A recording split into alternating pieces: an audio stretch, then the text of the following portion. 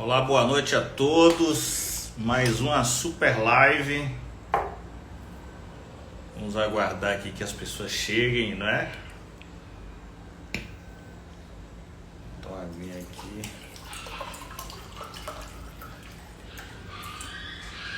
Sejam bem-vindos.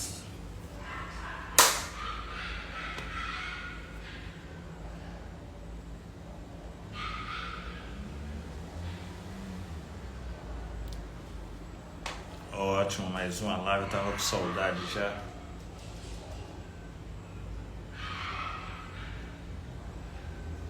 Vou esperar.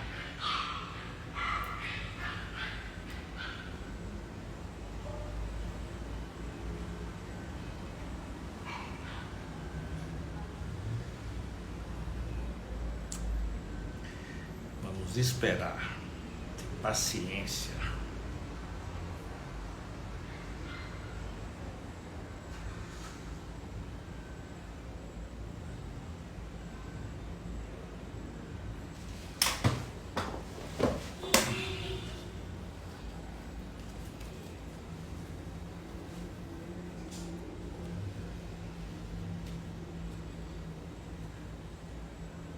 Pronto.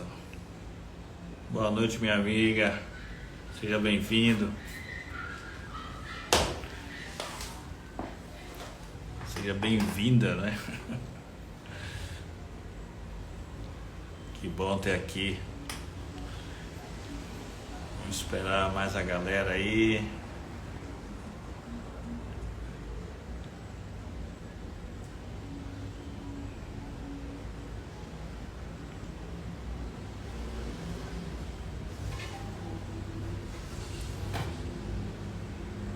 Simone, vamos fazer logo, pensar nossa data da nossa live. Professor Silvio.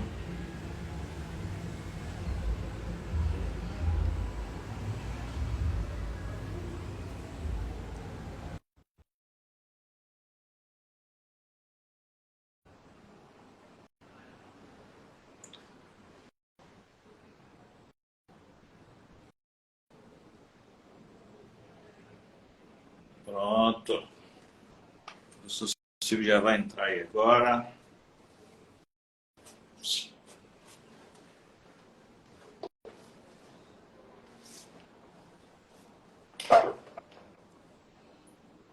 Boa noite, professor. Acho que a câmera está virada. Pronto. O áudio não está bom.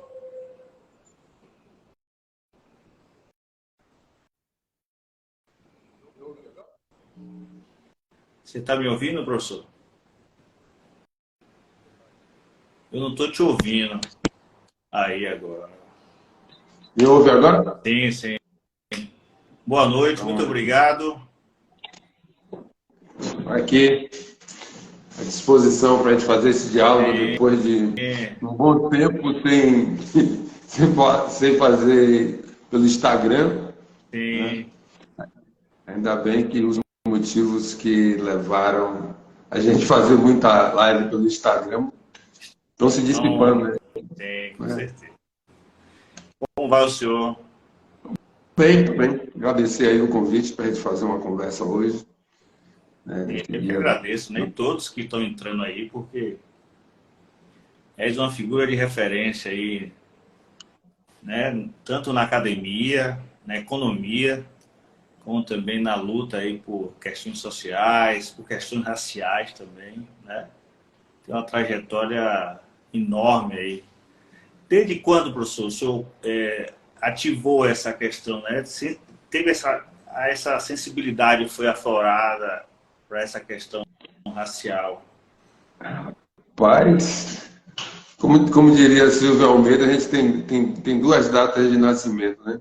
Tem aqui quando você nasce, propriamente dito, né? A partir do seu nascimento, que foi 27 de fevereiro de 63, então esse ano eu completei 60 anos, né? No mês de fevereiro. Muito obrigado. Né? E a outra, quando você recebe o seu carimbo de negro no Brasil, né? E eu diria que, assim, Eu acho que lá para os 10 anos de idade, né, assim, esse contato, porque aí você começa a sair do seio da sua família e indo para a escola, né? E aí a gente sempre tem que defender a escola, de fato, como esse ambiente seguro, esses momentos de tanta violência, né, que adentra a escola. Então esse é um momento, é um espaço seguro, e a gente tem que contribuir no esforço conjunto da sociedade para defender a escola, os espaços escolares, né, públicos e privados. Mas eu diria que a minha entrada no movimento negro, ela ocorreu por volta de 17, 18 anos, quando eu estava entrei na graduação da Católica, né, em Economia, lá em 1980. Eu ganhei uma camisa, né, de minha tia Ana, que já não está mais entre nós, e ela me disse, a camisa dizia 20 de novembro, Dia Nacional da Consciência Negra, Zumbi, né? Valeu Zumbi, 1695 a 1980. Então, de lá para cá, começou eu ter respostas, né? O início de algumas respostas, de algumas inquietações, situações que eu vivenciei, até então, por estudar em escolas privadas, estudar numa escola onde você era minoria ali entre os seus colegas, né? Assim, e perto da sua casa, que eu estudava, eu morava no Garcia, quer dizer, na Rua 13, né? Que é uma espécie de periferia do Garcia, se é que a gente pode dizer que existe o Garcia, a Fazenda Garcia, a Rua 13, então é aquela região ali da Garibaldi, né?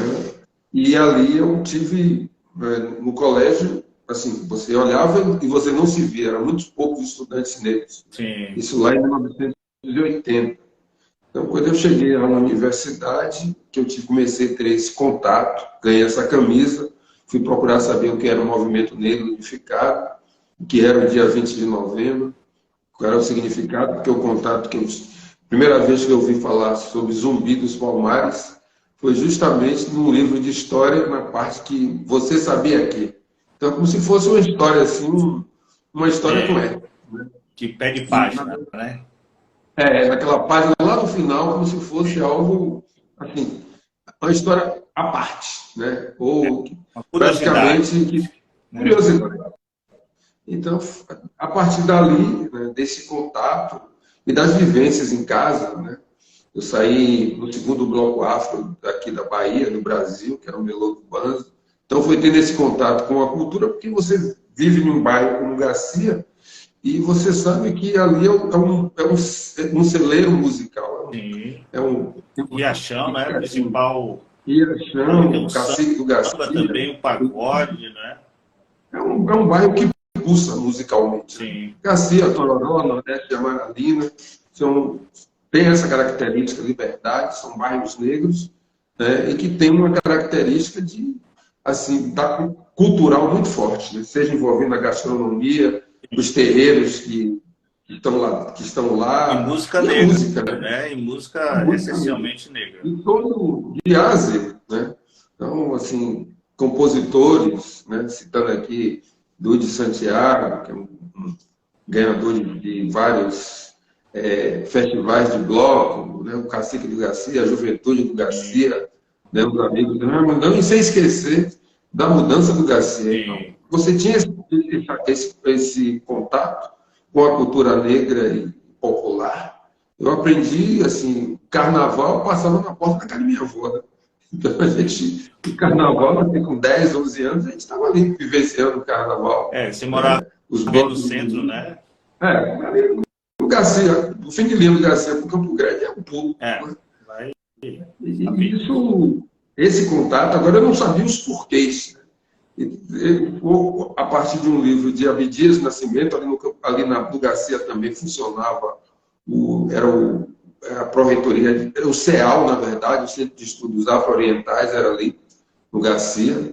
Então, esses contatos, ali eu conheci o livro de Abdias Nascimento, Genocídio do Negro no Brasil, e esse livro descortinou, assim, encontrei muitas respostas. Aí, da parte dali, participando das reuniões do movimento, foi um reencontro, né? Eu acho que foi um reencontro, como eu acredito. Foi um encontro consigo, né? Um encontro consigo, né? Eu acrescentaria dizer que, assim, como eu acredito que nós não somos só essa existência, Sim. nós somos uma continuidade, então eu acho que eu me reencontrei novamente nessa existência com o ser negro e saber que tinha que continuar lutando, né? Porque a igualdade tão necessária e tão desejada, tão almejada, não tinha sido alcançada ainda. Então, sou parte dessa luta, assim como meu pai, minha mãe que está viva, meus tios que vieram antes, cada um da sua forma. Sim, sim. E vem coletivamente tentando fazer sobretudo dessa cidade, desse estado, um lugar melhor, Sim. mais fraterno, mais humano, né? mais homogêneo do ponto de vista de renda, né? E que as pessoas tenham boa, né? E que tem assim, que eu acho que algo que eu tenho batido muito, no bom sentido da palavra, acho que a gente precisa viver de forma digna, né? E a dignidade, a dignidade não pode um ter e o outro não, né? Essa dignidade precisa ser algo coletivo, porque é um jogo ganha-ganha, né? Ser tratado digno e a dignidade estar ao alcance de todos, vivenciado por todos, eu acho que isso é um salto civilizatório enorme. Com certeza. Mas há uma trajetória onde há alguns ganhos, né, professor? Assim, você já olha para trás também, já considerando que houve alguns ganhos. Claro que a luta não vai está longe de ser, né, de baixar os bastões, tá? Mas já há algum aceno assim de de uma certa consciência, de uma certa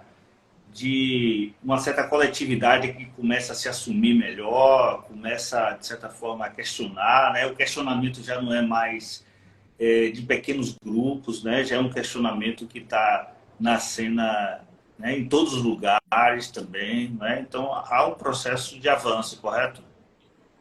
Correto, eu acho que nós temos avanços, né? E pode ser mensurado pelas tentativas de retrocesso. Sim, sim. As tentativas de retrocesso civilizatório, que, sobretudo, nós experimentamos nesses 4 anos desse inominável, né?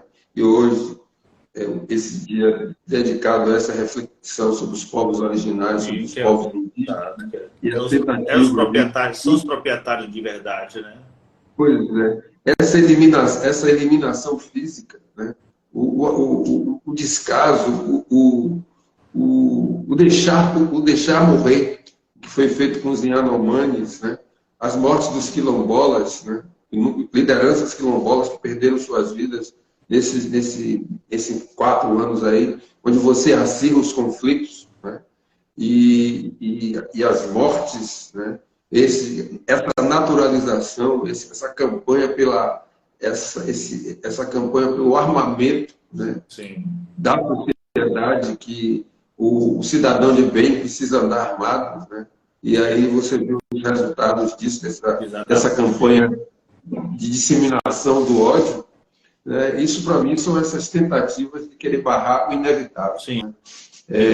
E também uma denúncia de que havia muitos incômodos, né? Ou seja, que a luta estava conseguindo avançar, né? Que o território foi ampliado à força, né? Claro.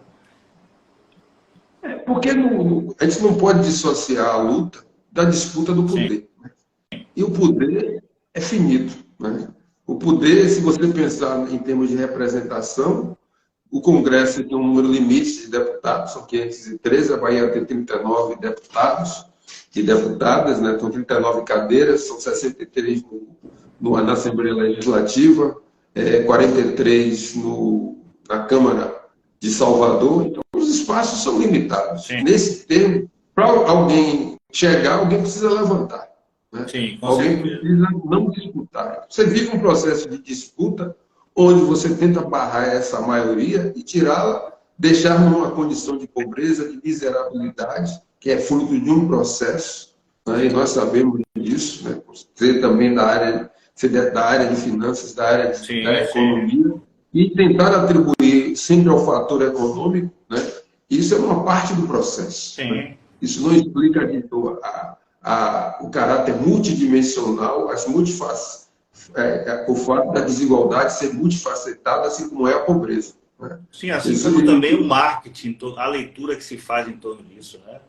Tenta as fumaças que tentam disfarçar o real motivo das coisas. Pois é.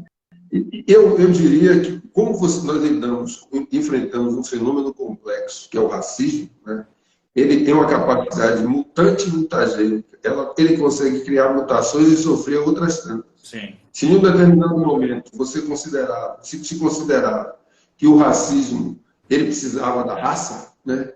Existe o racismo se desvencilhou da raça, e existe o racismo que não precisa de raça. Né?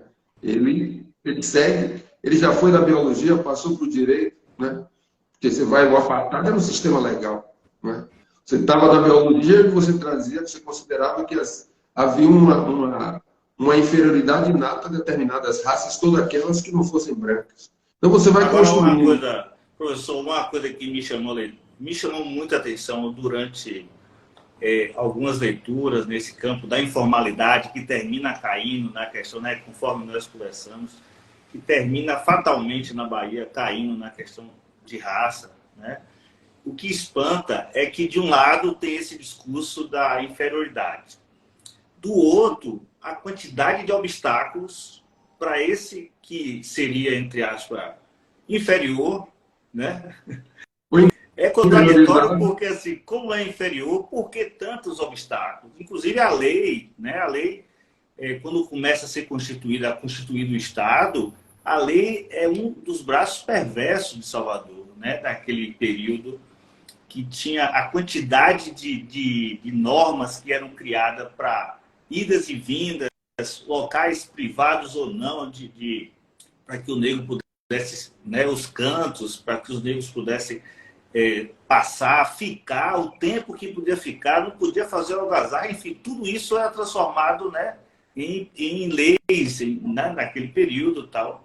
Então, assim, é muito contraditório você ver a força que foi se tomando como impedido a ser policial, que era o cargo mais simples que tinha, impedido de fazer concurso, né? Ou seja, uma série de elementos que desconstrói essa ideia da fraqueza, né? Porque como é que é frágil e tantos impedimentos foram colocados, né? Pois é. Por isso que você tem uma parte dessa construção, por isso a sua complexidade. Sim. Porque você vai presente na dimensão material e na dimensão imaterial. Ou seja, se você pensar nas condições, nos elementos subjetivos que você precisa criar para inferiorizar aqueles. Né? Inferiorizar os que não são considerados brancos. Né? Para você manter uma supremacia, para você manter os privilégios e você criar uma narrativa que mesmo aquela pessoa que se beneficia dos privilégios, ela naturaliza aquele lugar. Né? E se ofende quando você questiona os privilégios. É algo tão bem estruturado, né, que a vítima é vítima, mas se sente algoz de si mesmo. Né? A vítima se sente grata, né, porque está sendo recepcionada na casa da pessoa. Né? Pois é. Então, é um processo que você vai construindo, né, de uma mentalidade escravizada que atravessa o 13 de maio, que segue, e essa é embasada no racismo, porque é sempre bom lembrar e jamais esquecer o que o racismo faz é tirar a humanidade do outro. Você não reconhece a humanidade. Quando você não reconhece a humanidade, ele pode virar uma mercadoria. Pode ser objeto de entrar no navio, quando pesa, você joga fora. Você assim, passar todas as atrocidades, e não só durante a travessia, mas também para fazer as Américas.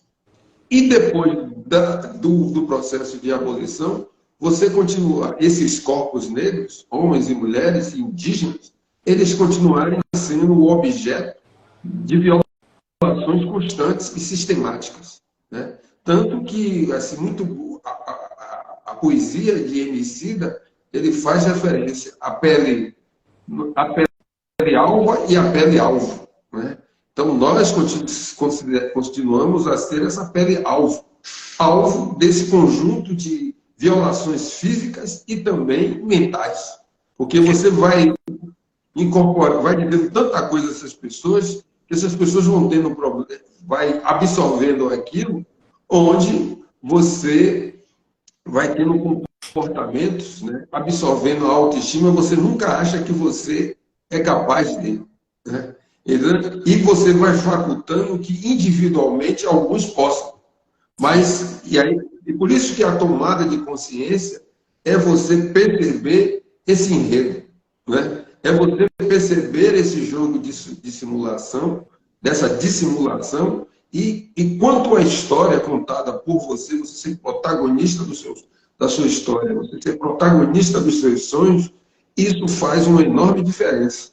Por isso que as saídas são coletivas e por isso que essa desconstrução diária, sistemática e sistêmica, ela precisa acontecer e precisa também acontecer daqueles que são levados e construídos a partir dos privilégios, serem considerados como superiores, né? Porque é algo relacional. O fim da escravidão não significa, o fim da escravidão brasileira não significou o fim das relações raciais. Não. Você precisa construir uma outra instituição que seria aí, que se transformou no mito da democracia racial, para passar a regular essas relações entre brancos, negros e indígenas, né, para a gente ficar só nesses marcadores, nessas categorias. E a compreensão disso, né, e você transformar um problema real, né, ele passa, no pós-abolição, a se constituir como se não existia. A questão racial passa a não existir. E aí, porque essa ideia Freire teve uma contribuição nisso, né? Até Celso Furtado também, Celso Furtado. Todos esses que vão pensar a discussão sobre o atraso, né, não coloca a questão racial como um elemento para pensar nesse atraso. Você olha, você considera a escravidão até 88, você desconsidera o que vai acontecer com as pessoas negras, né, e indígenas, sobretudo aí pensando com foco nas pessoas negras, como se essas pessoas fossem automaticamente se constituíssem trabalhadores e trabalhadoras nacionais, né? Os nacionais, como se os nacionais deixassem de ter gênero, não, gênero, cor, né, território, nada disso. Esses nacionais eram nacionais como se virássemos todos homogêneos. É evidente, se você quer discutir só do ponto de vista o econômico, sem esse recorte racial, você vai considerar que a pobreza ela é unidimensional. Existe uma pobreza. E o que nós fizemos, né, ao longo desses anos foi demonstrar cabalmente, né, que existe uma pobreza multidimensional. Ela tem seu fator racial, tem o fator de gênero, tem o fator geracional, tem o fator território, tem o fator região, o regional. Né? Fator histórico, né? O processo histórico. Aí vai ter um processo, né, para não entender que é geração espontânea e também não atribuir o fato que nós estamos vivendo hoje ao fato do Brasil ter sido uma escravidão. Né? Porque a escravidão foi até 88, você tem 135 anos, o que leva você manter e dar um tratamento da condição de escravizado pós-abolição é o racismo. O racismo agora, que leva professor, 1850 me parece que é um golpe dentro do golpe, né? Com a condição da lei da terra. Porque eu acho que, assim, na minha pouca leitura, né, eu tenho que ler muito mais, mas, assim, a condição de que tem dois elementos aí que são chaves para pensar a questão racial no Brasil, fora inúmeros desses outros, mas, assim, só para a gente se concentrar aqui, é a questão da lei da terra e a questão da dificuldade, né, com o aumento da oferta de mão de obra para que o negro ingressasse no mercado de trabalho. Há um paralelo disso nos Estados Unidos, né, não que seja um exemplo, né, do outro mundo na questão racial, mas está mais avançado que nós, né, onde o negro teve acesso à terra e isso transformou em pequeno capital, né? Terra é capital, terra é garantia de empréstimo em banco. Você pode, a partir dali, abrir um negócio, ter uma propriedade, garantir que você tem acesso ao sistema financeiro, por aí vai, né? E ter acesso ao mercado de trabalho, que seria a oportunidade de você ter renda e aí começar, claro, aí tem uma discussão também sobre a questão da renda no Brasil, mas isso não vamos entrar nisso. Mas a questão também de que essas duas questões foram chaves para que se mantivesse e se reproduzisse. É isso que a gente falou sobre a questão da informalidade na Bahia, né? Que ela não passa pela formalidade, ela passa muito distante, né? É a informalidade que produz informalidade até os dias de hoje, né? Verdade. É assim, a lei de terra, nos lugares onde você libera a mão de obra, você controla a terra. Sim. Nos lugares onde você a terra está acessível, a mão de obra está controlada, né? Então, essa foi uma equação capitalista muito bem feita. Basta de lembrar dos cláusulas, né? Está todo mundo liberado, mas assim, foi um processo de expulsão das pessoas e deixar as pessoas ali tão somente com sua força de trabalho para poder vender. Então, no Brasil, você começa o processo com essa lei de terras de 1850, é a época também desse fim do tráfico, que começa desde 1831, né? Mas a sua regulamentação mesmo, se não me engano aqui no Estado, ela veio ocorrer a partir de 1897. Sim. Então você deixou também essas terras aí, que a mão de obra estava controlada, e ao você deixar essa mão de obra controlada, você também permite as grilagens, né? Porque o que é da terra pública, né? E o Estado também, que estava sob controle, concedendo a A e a B, né? Pois é. Quem formou o Estado... Muito a A e a B, justamente muita gente com os nomes cheios de consoantes. Sim, sim. Então, esses nomes cheios de consoantes... E você vai observando que esse processo, e mesmo nos Estados Unidos, onde você teve a ideia da fronteira aberta, né? Os famosos filmes, né? Se avançou sobre as terras indígenas, promovendo um verdadeiro massacre, né? O que foi a tomada do que foi essa chamada conquista do Oeste, né? Califórnia e por aí, e outros, né? E o que significa que eles não adquiriram, né? Que eles não compraram, eles invadiram e ocuparam, né? E expulsaram, né? As populações. Né? Quando você conversa com alguns afro-americanos, eles dizem o seguinte, que com a Guerra de Secessão, ali, que finalizou ali em 1865, né?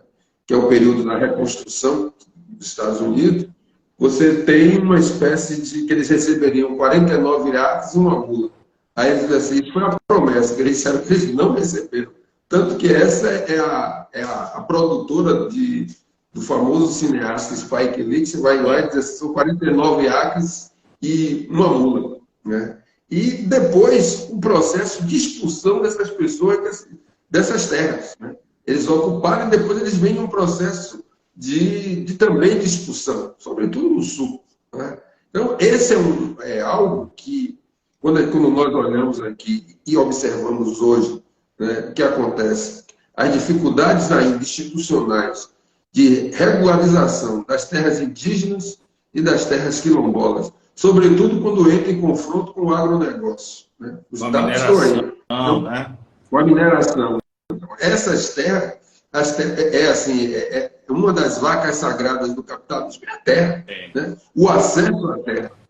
E hoje, essa disputa, né, pelo esse processo de regularização, de você criar os meios e as condições também, e garantir o financiamento para que as pessoas, suas gerações estiveram naqueles lugares, ocuparam aqueles lugares, suas gerações passaram, assim, de geração em geração. E agora você vê um processo onde, assim, você precisa regulamentar, porque esse direito garantido na Constituição de 88, eles imaginavam, pensando nas terras quilombolas, que seria meia dúzia, e quando abriu, tem aí para mais de 5 mil espalhadas do Brasil, né? Tanto quilombos rurais como quilombos urbanos, que é essa disputa que nós estamos vivenciando até os nossos dias. Então, essa, assim, a terra, e esse é o mês de abril, que é a luta do MST, quando você vai, quem é o MST aqui? A sua grande maioria são pessoas negras aqui no Nordeste, né? Nessa disputa para garantir terra. e quantas pessoas já morreram nesse processo. Né? E é importante também dizer que a Terra, em um determinado momento, sobretudo no recôncavo, né, quando ela foi perdendo o seu valor, né, porque as terras foram sendo desvalorizadas, eles foram deixando a Terra para poder manter as pessoas e transformar a Terra em algo, em um bem, não é que não existe assim, mas não colocar umas aspas, em uma espécie de um bem político, onde você garantia os agregados para poder você conseguir as elites assegurar, sobretudo as elites açucareiras, considerando a crise da cana-de-açúcar, né? Garantir a forma de indenização que eles conseguiram foi ocupar o Estado. Né? Então, o Estado sendo governado por esses elites, assim, um processo de ocupação do Estado contínuo, né? Que até recentemente está aí o Estado baiano, por exemplo, ele continua e ninguém consegue tirar. Até as instituições que são instituições, vamos dizer assim, privadas, entre aspas, né? Quando você vai para algum evento, você vê pessoas que não tem nada a ver com o evento, assim, super bem arrumadas e tal. Mas eu falo assim, pô, essa pessoa não tem nada a ver com isso aqui. O que está fazendo? É porque, assim, você chega ao governo, o governo é apenas uma fração do poder. Sim. Não é o poder, é uma fração. Engana-se quem acha que chegou ao poder. Você chegou numa fração e você tem que negociar com as elites que aí estão. A fotografia do oeste da Bahia é completamente diferente da fotografia do recôncavo e da região metropolitana. Né? As pessoas são outras, embora você tenha as pessoas negras indígenas lá. Mas as pessoas, o dinheiro está na mão daquelas pessoas. Né? Então, isso é importante a gente entender para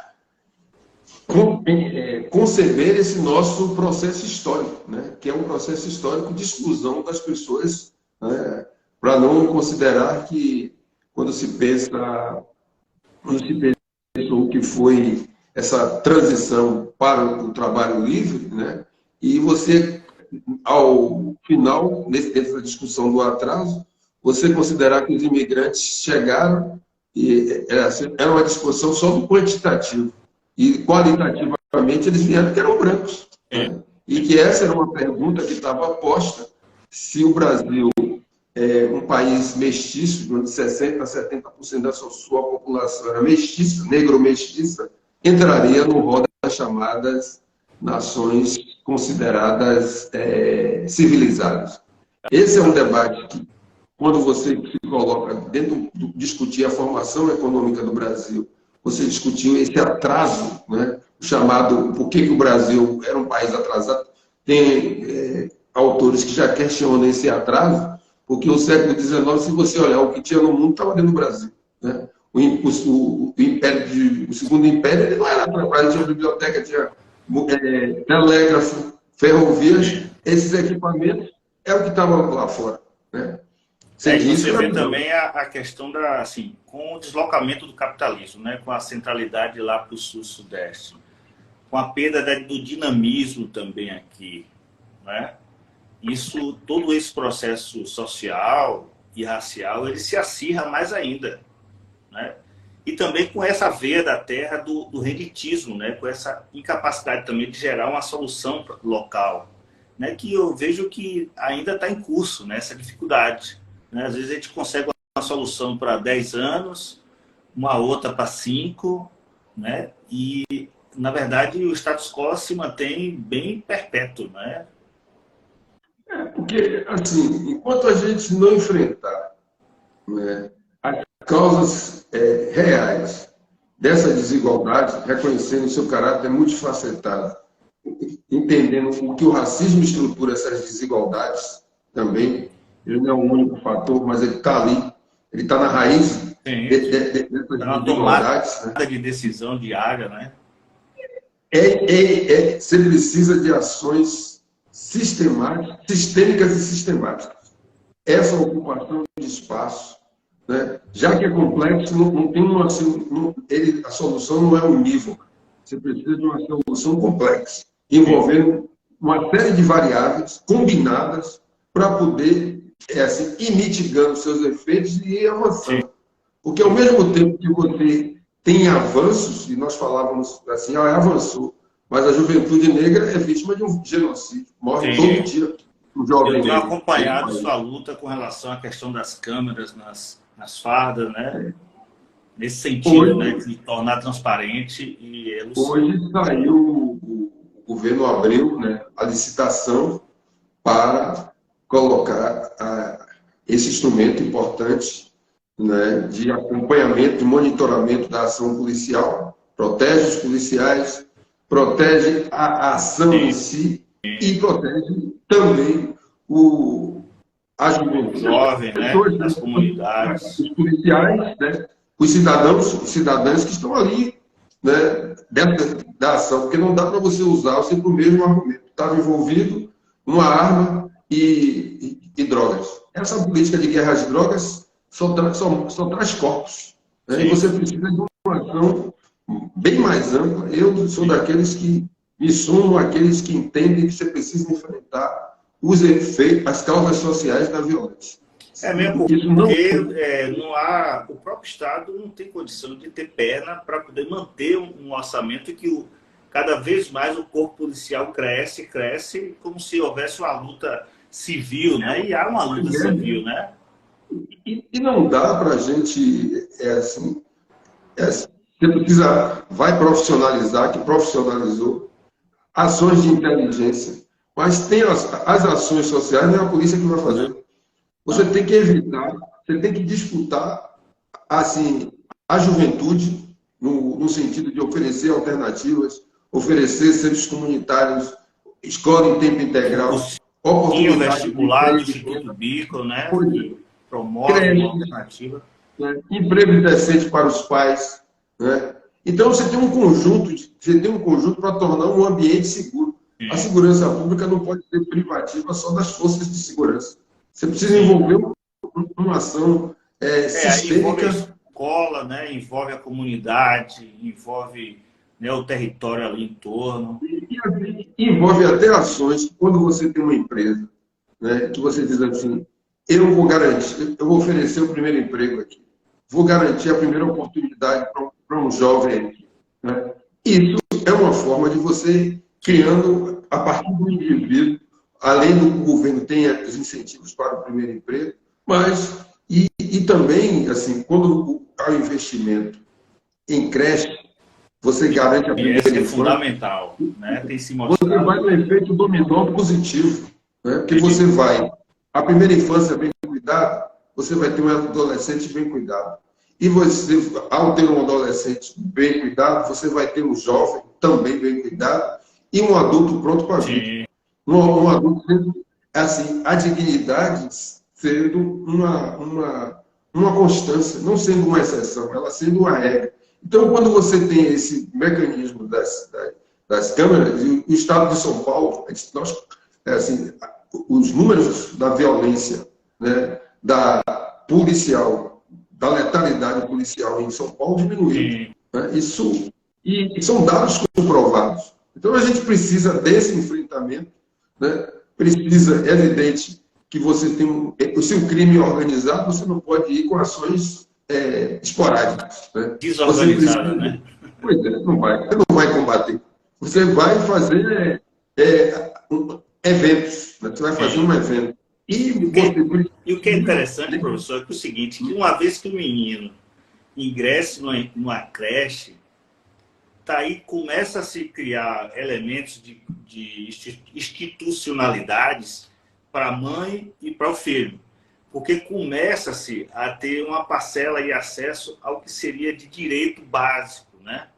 Porque o que a gente vê também, muito sério, é pessoas que não reconhecem que podem ter direito, como se fosse um processo cristão, onde as pessoas nascem para sofrer, para poder, né, pagar uma pena e tal. Então, assim, à medida que essa institucionalidade chega, né, de forma, né, com certa capilaridade e tal, ela começa a constituir um cidadão que reconhece, por exemplo, o menino que foi criado numa creche, ele sabe que ele tem direito à alimentação, ele sabe que tem direito à saúde, né, à higiene, ou seja, enquanto a mãe está trabalhando e garantindo a renda, né, para a família, ou se ela sozinha, porque tem, né, são milhões de mães que estão à frente, né, da casa, tá? A criança está se formando com esse laço de direito. É diferente daquela condição que a criança fica na casa da avó, fica na casa do tio, do vizinho, né? E que a criança cresce, pelo contrário, com a ideia de que quem é a referência, né? Eu não tive direito. Tá? Então, são coisas simples, né? Mas que no tecido social vai se constituindo como aqueles fios grossos, né? Fios realmente que vai erguer o sujeito questionador, que vai erguer o sujeito que vai fazer as perguntas, né? Antes de ser meramente obediente, né? Às vezes a gente precisa fazer o óbvio. Né? É o óbvio. Né? Como é que deu certo em outros lugares? Deu certo fazendo isso. Esse investimento. Então, assim, precisa de uma maior sinergia entre o Estado, né, os governos estaduais e os municipais, porque quando o município não cuida bem dos seus, isso sobra, por exemplo, no ensino médio. Sim. Né? Então, você precisa fazer bem esse dever de casa, porque, assim, esse país, como é que esse país vai avançar se, de fato, assim, o discurso da educação, ele não pode ser um discurso retórico. Todo mundo sabe que é por meio da educação e aí fica dando volta. Você vai precisar de recursos, profissionais bem qualificados. Tem que se, por exemplo, rever esse discurso, esse novo ensino médio, né? Eu acho que tem que se rever mesmo, parar, pensar e assim, conversar com os jovens, porque você precisa tornar uma escola atraente e você olhar o que a iniciativa privada está fazendo, porque enquanto há uma adequação cobrando do ensino médio, fica ali no público algumas aulas que para encher a grade curricular, a escola, o ensino privado, as escolas particulares, as grandes escolas, continuam focadas no Enem. Aí você não tem aula de física, química, matemática, né? Acha que o menino com 14 anos tem capacidade de escolher o que quer. Pelo contrário, né? Quando é dada essa condição de escolha, ele vai escolher pela preguiça, pela comodidade, né? Eu acrescentaria, hoje as pessoas mudam muito, né? Você quer ser hoje uma coisa, acorda de manhã pensando em outra coisa. Sim. Né? Então, ao você pensar em outra coisa, assim, nós fizemos economia, né? Hoje, se você quisesse, tem possibilidade, que a gente gosta de ter cinema, foi para a área de comunicação, né? Tem tantas possibilidades, né? Então, assim, eu sinto que você precisa conversar ter as habilidades, né? Estar antenado com o que o mundo o que está acontecendo no mundo, mas, assim, você, às vezes, tem que preparar muito mais a juventude para saber, assim, com os valores, né? Fortes de valores, de respeito ao próximo, de fraternidade, né? De reconhecer o outro, de defesa, de assim, trabalhar com alteridade e saber resolver problemas, porque os problemas sempre serão humanos. Né? Saber ser, saber fazer, né? Mas você e saber como é que convive em equipe. Né? Porque gente junta é sempre que vai fazer a diferença. Exatamente. Mas se você for imaginando que você já vai trazer o problema ali para poder resolver, problema pronto, né? Eu acho que você tem que desenvolver essa capacidade de resolver os problemas, de conhecer mais a sua própria comunidade, né? Quais são os problemas, trazer os problemas reais da comunidade para dentro da escola e ver como é que a escola se coloca nesse lugar que reconhece os problemas, porque nem toda inovação é do ponto de vista tecnológico. Né? Você vai ter inovações que são do ponto de vista social, que são importantes. E você desenvolver as suas habilidades, né? Essas pessoas, que as pessoas vão para a área de exatas, conhecendo as humanidades, ter essa visão de conjunto, porque às vezes querem formar tão especialistas que o mundo lá fora está dizendo, tá bom, você pode ser um excelente físico, mas se você não... Físico não é um bom exemplo, porque físico tem essa visão de conjunto, né? Tem uma visão de conjunto, mas vamos jogar isso na cabeça dos engenheiros um pouco. Mas o engenheiro, quando ele tem a visão social, ele sabe o que ele vai construir, ele sabe a importância do saneamento, ele sabe o que é que significa você tem uma energia solar, como é o impacto disso para garantir energia limpa. Então, essa consciência social é fundamental. E isso tem que ser aprendido dentro da escola. Sim. Que foi também, professor, a escola que foi quem cumpriu esse papel, principalmente no território negro, o Senai, né, que, de certa forma, formou, de certa forma, uma classe de trabalhadores negros, né, que você tem uma trajetória. Eu cheguei a ensinar na Unifax, o curso de engenharia mecânica, e lá já estavam chegando justamente indivíduos que o avô tinha sido metalúrgico, o pai tinha sido metalúrgico, ele era metalúrgico e estava chegando ao nível de graduação, porque realmente ele estava cumprindo uma trajetória como se fosse um japonês, né, que vem lá do chão da fábrica e se constitui um gerente de verdade, porque essa ideia de que todos têm que ser universitários é uma ideia extremamente infeliz, né? Porque, na verdade, não há um espaço para isso, né? Tanto que houve uma defasagem de gente da área técnica, porque ninguém queria fazer mais área técnica. Mas, Bruno, eu acho que aí eu qualificaria um pouco isso, né? Porque eu vim dessa experiência do Instituto Steve, né? E eu diria o seguinte, que a gente, assim, tudo bem que nem todos precisam ir à universidade, mas todos precisam ter direito de saber que ela existe. Sim, sim, claro. Não, e o que é feito é essencial o seu desejo, não deixar nem nascer o seu desejo. Porque você estudava dentro de um sistema onde você terminava o segundo grau, né, o ensino médio, as pessoas diziam, isso aqui está bom para mim. Né? Você tem um ensino médio hoje que 40% ficam do lado de fora. Sim, né? Então, não tem opção, né? Não é nem... Esses apelos aí, por exemplo, quando as pessoas veem assim, não, eu vou virar influencer. Né? Isso é a crônica da morte anunciada. E na verdade, as crianças chinesas estão querendo ir à Lua, né? Pois é. Então, quando você abre as possibilidades para desenvolvimento da capacidade crítica e coloca a universidade, foi isso que nós fizemos ao longo desses 30 anos, a universidade como um sonho possível e realizável, né?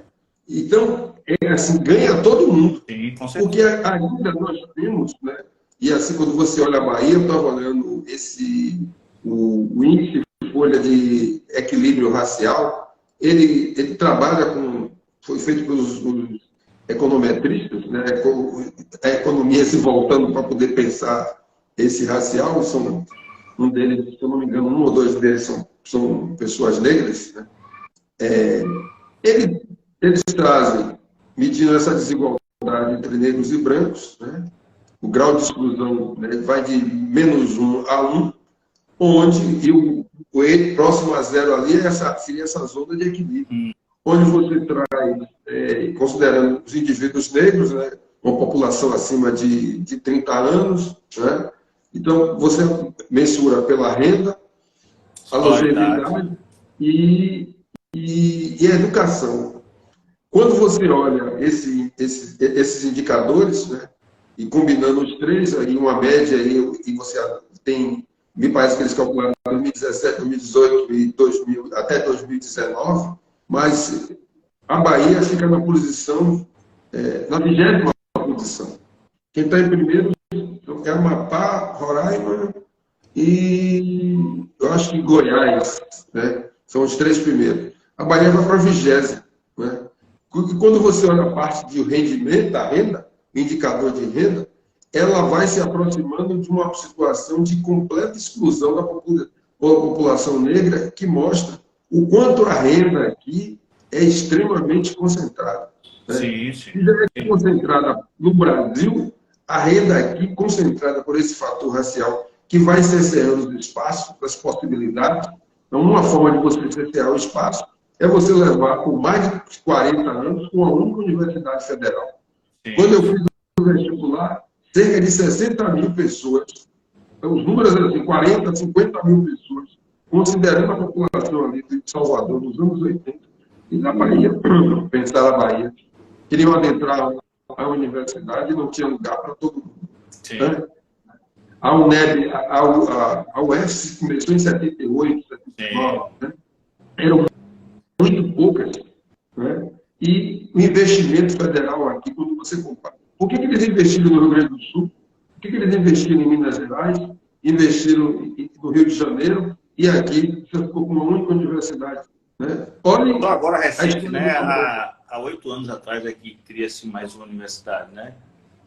Agora, você com o governo Lula, mas depois da última UFRB, que é de 2004, que já nasceu com ações afirmativas e saiu mudando o tempo da cidade. E bem localizada, né, professor? Ali na região. Mudando o tempo das cidades onde tinha um campus. Sim. Né? Ganhou todo mundo esse ganho, ao mudar os tempos, né? Você, de fato, garantiu desenvolvimento local. Sim. Né? Aí eu fico e descentralizou também, né? Toda aquela... A Universidade Federal, considerando que a massa negra estava de fora, porque você via as pessoas socialmente brancas de todos os lugares do Estado, chegavam aqui para a cidade, é como se o fato de você morar na cidade, a Universidade Federal fosse um verdadeiro enclave, né? Aqui na cidade de Salvador.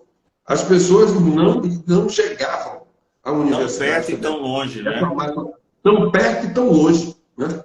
E tão distante. E nem passava, porque se você pensar, quem conseguia adentrar no primeiro filtro lá atrás, que era por que a escola técnica não era para todos? E a Bahia com indústria, e mesmo assim a escola técnica não era para todos, você conseguia ali o Senai, o SESI, o Senai, mas você ainda jogava a pecha nas costas das pessoas, dizendo que o baiano era preguiçoso. Sim. Então você em todo lugar que houve escravidão, isso foi a pecha jogada logo depois. Sim. Você não cria as condições, você não dá... Assim, se você garantisse educação, esse Estado estava em outro patamar.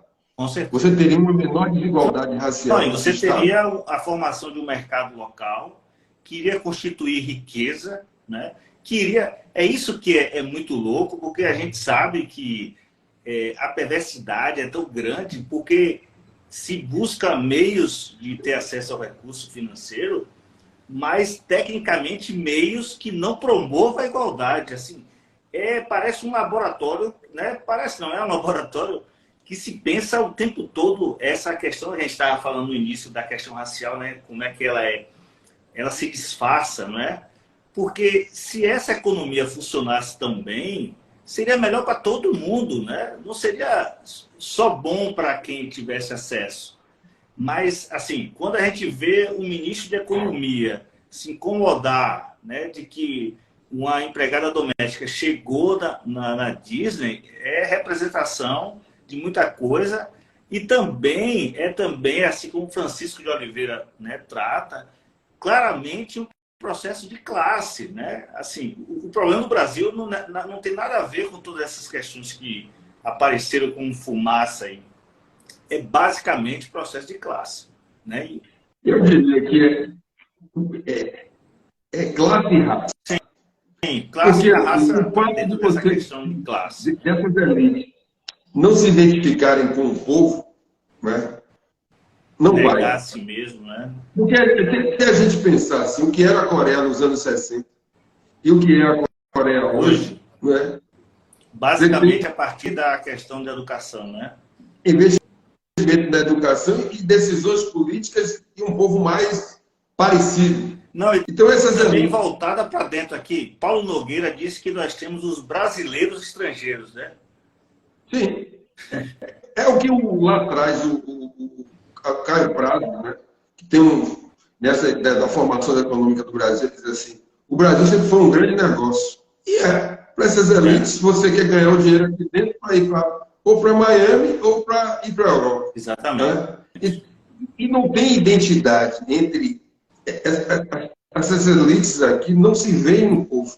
Não. Pelo contrário, é se distanciar, porque... Né? E os privilégios raciais faz parte de uma classe que não é a desejada. Né? Não os privilégios raciais mantêm isso, porque o fato de você se ver, não é porque você não se vê no outro porque é pobre. Né? Você não se vê no outro racialmente. Se você olhar os estados do sul, cada um desses lugares existe uma linha racial. Mas os serviços públicos nos estados do Sul, de maioria branca, eles são melhores do que no Norte e Nordeste, de maioria negra. O Estado não, os serviços públicos, o Estado fica aquém, né, das necessidades da população. E isso impacta verdadeiramente o seu olhar no mercado de trabalho, na renda. Como é que você tem um país? Os dados custos, que afirmam que 6 pessoas têm uma riqueza equivalente à metade da população. Os dados da Oxfam falam que, em termos de desigualdade de renda, somente em 2089, mantido as ações afirmativas, você pode ter uma igualdade entre negros e brancos. Então, assim, não podemos, que quando a gente diz assim, olha, se o problema é de classe, a gente vai ver uma parte. Quando você junta esse elemento racial, né, em alguns momentos, e não colocando com elementos cristalizados, o fator renda, o fator classe, como se fosse uma locomotiva a puxar os outros. Porque aí você só está, assim, abre a porta, joga o problema pela porta, deixa a janela e ele volta para o mesmo lugar. Você tem que admitir que esses ora pode ser, ora é a classe puxando, ora é o racial puxando, porque tem coisas que você diz assim, quando eu olho a cidade de Salvador, que tem um potencial criativo enorme, né? Cidade está aí, você olha a forma como você tem uma cidade que tem um privilégio, que tem um PIB, que é o segundo do Nordeste, mas é a cidade, segundo o Observatório das Metrópoles, a cidade com o maior número de pessoas, o maior percentual, depois de Recife, aqui em torno de quase 12%, de pessoas vivendo a situação de extrema pobreza, vivendo com R$ 475 mês, que dá menos de R$ 15 dia. Como é que essa cidade vai? Isso não é uma questão, é porque as pessoas são pobres. O que mantém essas pessoas na pobreza? O que leva você a entrar, por exemplo, numa comunidade atirando, e quem são as pessoas que morrem? Né? Então, assim, nessa coisa essa questão do reconhecimento, há uma miopia humana e uma miopia social também aí, porque à medida que essas pessoas se mantêm na pobreza, elas constituem um problema nosso. Não é um problema assim, porque às vezes parece que, por exemplo, Bruno hoje é um mendigo. Parece que é o problema de Bruno. Né? Única e exclusivamente. De você individualizar o problema, porque você naturaliza as desigualdades sociais e parte do pressuposto que você não se esforçou o suficiente. Os dados do DIEESE dizem Salvador é um lugar onde as pessoas trabalham muito e ganham pouco. Exatamente. Então, sempre foi isso, sempre foi. Precária. A fotografia da fila da CEMOP, né? Quem é que está ali? Do carnaval, né? Do carnaval. Quem é que está ali? Exatamente, aquilo que a gente falava sobre a cor, né? Quem é que está no informalidade, né? Então, não é que o dinheiro não circule. O dinheiro circula de forma muito concentrada. Sim. É pouco com muito. E aí, o que ajuda a manter o dinheiro no mesmo lugar são os privilégios brancos, que não é o privilégio de classe, mas porque os brancos pobres têm mais possibilidade de ascender do que os negros que estão na pobreza. Né? No mínimo, eles sobrevivem, eles não morrem. Sim, morrem de segurança, não risco de chacina. Né? Então, assim, você tem todo um conjunto de elementos estruturais, né? Estruturais. E que o Banco Mundial, alguma vez definindo pobreza, né, ele falou dos aspectos subjetivos da pobreza. E quando o indivíduo está imerso em relações sociais ruins, isso contribui para que ele permaneça na pobreza. Claro. Contribui para o desalento. Né? E quando você olha essas relações sociais e as pessoas vivendo com muito pouco, né, e assim, e você não consegue ampliar esse círculo, né? Não consegue romper, quebrar esse círculo vicioso da pobreza, Salvador continua dando volta, onde você vai ter, assim, a gente vê a prefeitura investindo, não, agora é como se você vivesse aquele problema da Belíndia, né? Isso. Que a gente vê isso em economia. A Bélgica com a antiga Índia, né? Porque a Índia tem hoje mais contraste do que tinha antes. Né? Porque antes você sempre universalizava a pobreza. E hoje você tem situações na Índia que é completamente... O Brasil tem a pobreza brasileira é a pobreza brasileira mesmo. Né?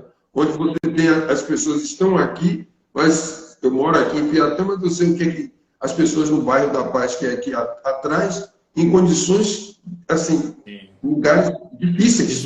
Né? Condições precárias, né? E que dependem do Estado. Né? E assim, gente que, numa cidade que sofre de um problema crônico de imobilidade urbana, como é que 40% da sua população não pode pegar ônibus? Anda a pé. Isso e é uma cidade onde as pessoas... andar a pé virou uma categoria, né? De mobilidade. Então, como é que a conta vai fechar? Se você não voltar para poder gerar e entender o potencial que tem aqui, né? E a cultura tem um papel importante, né? Não vai ser você eliminando fisicamente, deixando as pessoas morrerem, deixando as pessoas caírem... Como se fosse um problema individual delas, né? Pois é. Olhando as questões do tráfico, deixando as pessoas entrarem, né, ficarem fazendo ali a correria. Eu vejo, assim, essa uberização da vida, né? As pessoas como entregadores. Isso é uma precarização, o cara em cima da moto dando 10, 11 horas. Aí quando cai, Deus né? Um sistema de duto mandando dinheiro para um grupo pequenininho que não é daqui, né? Mas as pessoas ficam com aquela sensação que estão resolvendo, né, seu problema imediato, que resolve até ali imediato, mas eu fico sempre com a sensação e falo para eles, assim, digo, olha, você está correndo, na verdade, é uma maratona, e você está correndo como se fosse... É uma maratona que você corre como se fosse um corredor de 100 metros. Sim. Você só vai correr 100 metros. Sim. E é uma maratona. Você não pode ficar 20 anos em cima de uma moto. Não, 10 anos em cima de uma moto. Tem uma coisa, teve um período, professor, que eu trabalhei de manhã, de tarde e de noite. Eu trabalhava durante o dia, à noite eu ensinava.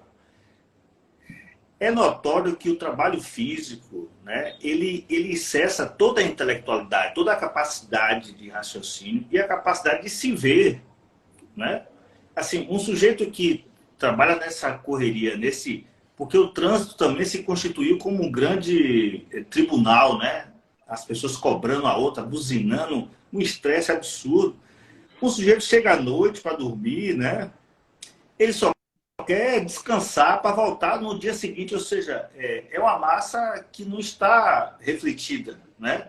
E não vai haver reflexão. Então, é garantido que isso se reproduza. Claro, junto com o desemprego, junto com essa necessidade urgente de gerar o recurso, né?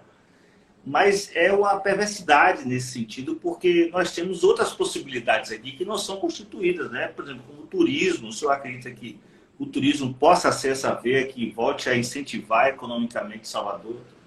Eu diria que a principal chamariz para o turismo seria a forma como você cuida do seu povo. Sim. Porque, assim, se você cuida bem do seu povo, né, se você trata com dignidade, as pessoas vão chegar. Porque a beleza física está aí. A cidade já atrai pela beleza física. Mas, e também a questão racial atrai muito, né? As pessoas vêm... Mas não pode ser uma visão dessa questão racial da afroconveniência. Sim. Né? Porque coloca Salvador capital afro. Aí você pergunta, quais são as condições do... Quem são os empresários afro que estão se para onde vai esse dinheiro? Para onde circula esse dinheiro? Né? Aí a gente volta para a questão do Black Money, né? Pois é, assim, o principal, eu fico brincando assim, qual o restaurante mais famoso de comida baiana que tem aqui? É o Iemanjá. Está na mão de quem? O Quimuqueca está na mão de quem? Né? Então, se a gente... O recanto da lua cheia, né? Se a gente não tem essa percepção, fica parecendo que todos estão disputando igualmente. Todos estão tendo acesso igualmente. Então, assim, você ter uma prefeitura que cuide das pessoas, cuidar não é essa coisa, porque também tem uma coisa assim, não, eu cuido de gente, não é isso. Eu acho que primeiro você precisa se importar com as pessoas e colocá-las como, trabalhar para que elas sejam protagonistas das suas vidas, coletivamente. Criar os meios e as condições, garantir. Por isso que investir na educação, creche, todo esse saúde pública de qualidade, se essas duas coisas funcionassem bem, desde e você começar por meio da educação, você dizer assim, tá bom, no turismo, quem somos nós? Nós vamos ter que aprender inglês, tá bom. O inglês, espanhol, e vai ter que aprender mandarim, porque vai. Porque é estratégico, né? A gente tem uma questão do futebol, do esporte. Como é que a Jamaica consegue ser uma potência no atletismo e Salvador tem o mesmo DNA que tem lá e aqui a gente bate cabeça. Então, olha, eu sou corredor amador, né? Bem amador mesmo, né? Mas assim, a quantidade de mulheres que correm hoje, a quantidade de clubes de corrida, porque o acesso é democrático. Você pode começar com o seu tênis, começar com sua roupa, né? Sem precisar. Então, assim, você chega na Cidade Baixa, tem inúmeros clubes de corrida, uma presença forte de mulheres, né? Por exemplo, falando disso, nós temos uma pessoa aqui, nós temos uma karateca, né? Que já é campeã brasileira, foi convocada agora, negra, foi convocada agora para ir para o Japão e está em dúvida por conta de que não tem a passagem aérea. Assim, é aquela... Sabe aquele livro Erguendo pela própria, né? Tem um livro que fala disso, da questão da informalidade. Então as pessoas se erguem, mas ainda tem todo um grupo de dificuldade e barreiras para que ela constitua. Porque imagine, essa mulher negra tem 50 anos, ela luta com mulheres de 35 anos, é campeã brasileira, mora em Salvador, é funcionária pública, né? E está com dificuldade de ir para o Japão, que é o grande sonho, né? Tanto dela quanto de todos que praticam o esporte, né? Mas assim, é uma referência do que nós estamos falando, né? Imagina. Aí vem a contradição, porque você tem o faz atleta, tem essas possibilidades. Mas assim, se o governo tem que investir, gente. Porque quando você está lá, você está levando o país. Você está levando a imagem da cidade. Você gasta dinheiro com tanta propaganda. Por que você não pode fazer a propaganda na própria pessoa? Aí você vê a contradição. É que essas informações não chegam para essas pessoas, sabe? As pessoas não reconhecem que pode usar isso, entendeu? Como é que nós falamos que queremos desenvolver o turismo e o prefeito vai e veta a capoeira nas escolas? Sim. Aí a conta não vai fechar, minha gente. Aí você chega na Europa, a capoeira é constituída na escola. Pois é. Aí você pergunte se no Japão isso acontece. Conversando com o médico, ele diz assim, rapaz, a capoeira está no Japão, está na Austrália, né?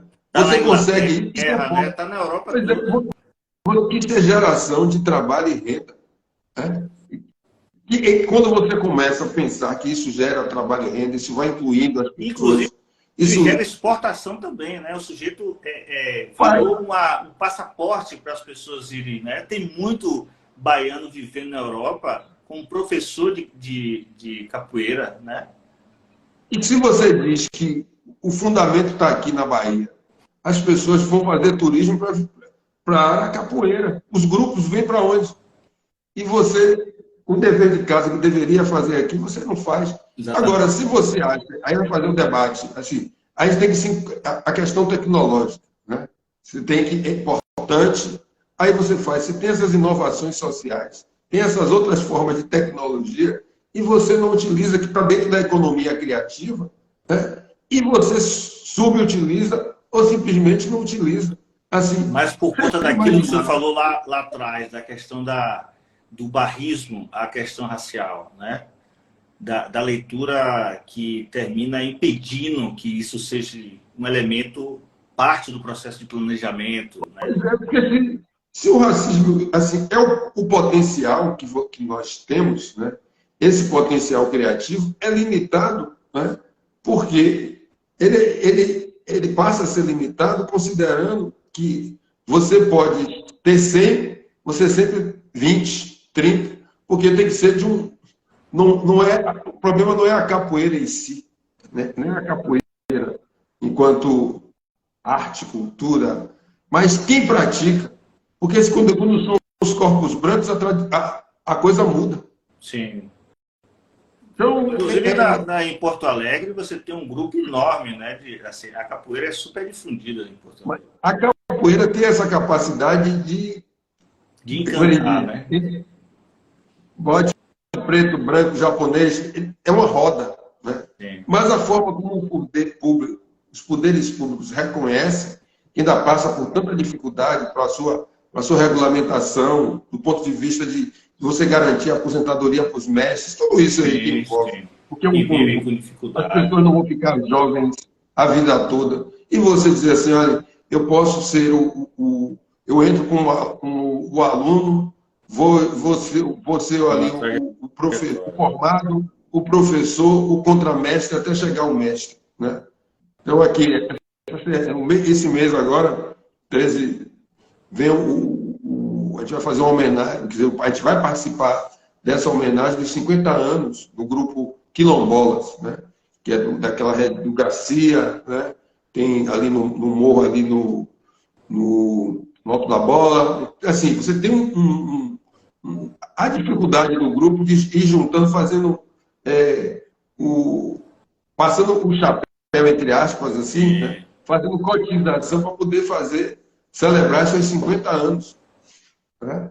E é algo que nós vamos fazer até uma sessão especial na Câmara para homenagear, porque a gente tem que estar nesse espaço também para garantir visibilidade a esses. Eu tenho visto que o senhor tem buscado, tem provocado esses espaços. Né?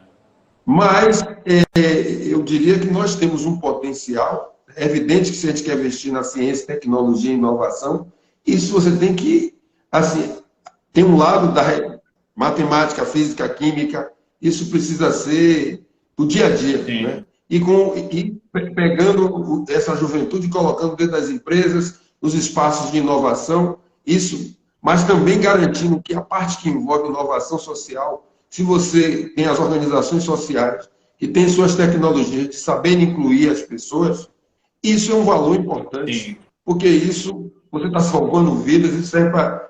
O que você faz aqui pode servir para o mundo todo. Os elementos da economia criativa, você garantir a questão da acessibilidade, do acesso às pessoas